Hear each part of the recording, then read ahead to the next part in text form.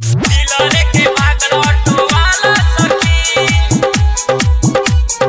दिलरे के भागल auto music director DJ Nitish Raj Mangra Nawada.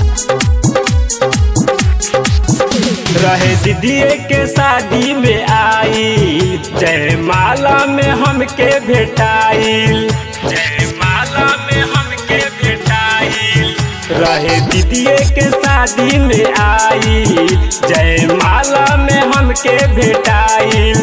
रहे कनखी दबावे उहो हमके बोलावे, रहे कनखी दबावे उहो हमके बोलावे। टी शर्ट पहनले रहे हारा सखी, केहू से न कैनी हम हाला सखी, दिल लेके भागल ऑटो वाला सखी।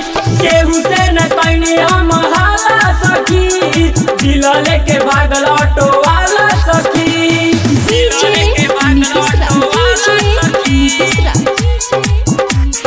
दिल लेके भागल ऑटो वाला मंगरा सखी। नवादा मंगरा नवादा। खूबे तका तकी भइल बियाह में, तबे से रहिले उनका हम चाह में। बस गइल बारे हमरा निगाह में, देखिले जब जब आवेले उराह में, देखिले जब जब आवेले उराह में। खूबे तका तकी भइल बियाह में, तबे से रहिले उनका हम चाह में।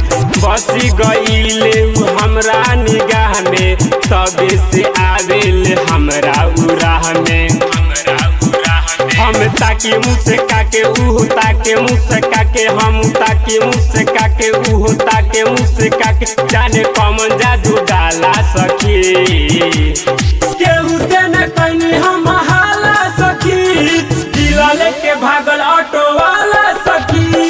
केहू से न कैनी हम हाला सखी, दिल लेके भागल ऑटो वाला सखी। डीजे नीतीश राज डीजे नीतीश राज मंगरा नवादा मंगरा नवादा।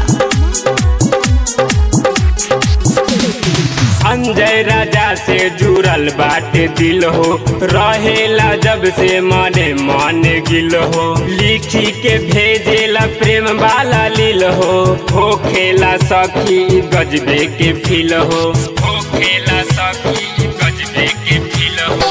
अंजय राजा से जुड़ल बाटे दिल हो, रहेला जब से मने मन गिल हो। लिखी के भेजेला प्रेम वाला लील हो खेला सखी गजबे के फील हो गजबे के फील हो। छोटुआ उदय कबो करे न भय, छोटुआ उदय कबो करे न भय, किनके भेजेला माला सखी।